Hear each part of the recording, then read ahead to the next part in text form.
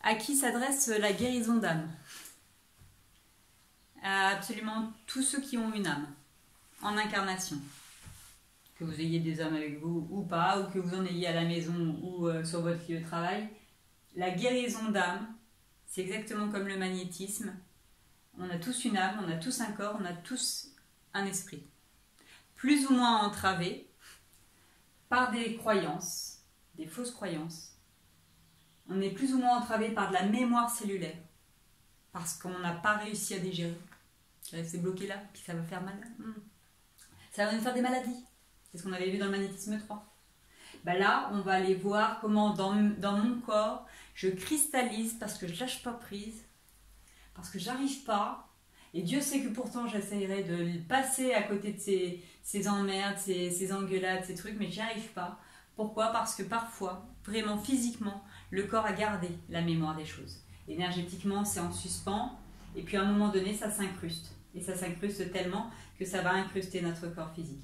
Il va falloir pouvoir libérer la mémoire cellulaire, la mémoire transgénérationnelle. Il va falloir libérer notre psyché, notre mental de plein de conditionnements. Il va falloir comprendre, parce que si vous êtes thérapeute ou si vous êtes soignant, à quel point l'autre est responsable de son incarnation. Là, c'est pour ceux qui ont le syndrome du sauveur. Normalement, à la fin du week-end, vous le revoyez différemment, le syndrome du sauveur. Le syndrome du sauveur, c'est quand vraiment on a ce désir fou de voir sauver l'autre, même s'il ne veut pas être sauvé. Mais parce que effectivement, on a cette empathie, mais cette empathie qui nous déborde tellement que ça devient de la sensiblerie. Et donc il faut redonner à chaque être humain sa dignité et sa liberté de choisir la vie ou de choisir la mort. Que ce soit notre enfant, notre parent, notre collègue, notre prof, notre supérieur. Chacun est responsable de son incarnation et chacun a le droit de faire de la merde. Chacun a le droit de souffrir toute sa vie. Et c'est vrai que c'est dur quand tu es thérapeute ou quand tu essayes d'être soignant ou quand tu es dans le milieu médical soignant. C'est difficile de supporter à quel point certaines personnes se font du mal. On comprend mieux les jeux entre la victime, le bourreau, le sauveur, puis je vous rajoute l'indifférent. C'est des jeux de rôle. À quel point ma personnalité va m'enfermer tous les jours. Je vais être obligée de tenir un rôle qui n'est plus tenable, mais parce que j'ai dit que j'étais drôle, alors je continue à être drôle, alors que sincèrement à l'intérieur ça pleure. Il y a des gens qui continuent à être cons alors qu'ils ont changé. Il y en a qui continuent à être toujours un peu agressifs alors qu'ils n'ont qu'une envie, c'est d'être devenir doux comme des agneaux. Mais ils sont enfermés et certaines personnes vont vraiment avoir envie de les laisser enfermer. On voit tout ce qui est en lien avec les vampires énergétiques. Et là, c'est les liens effectivement en lien avec des vampires énergétiques plutôt vivants, alors qu'avec le passage d'âme, on voit qu'une âme peut être effectivement vampirisante en termes d'énergie. Et puis aussi parce qu'elle nous parle et donc elle modifie un petit peu notre psyché.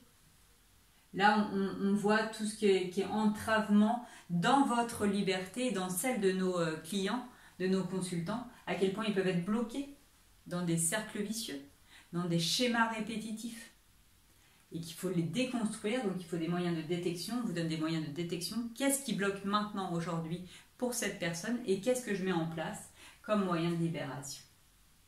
On voit le syndrome du sauveur et on voit le syndrome de l'imposteur.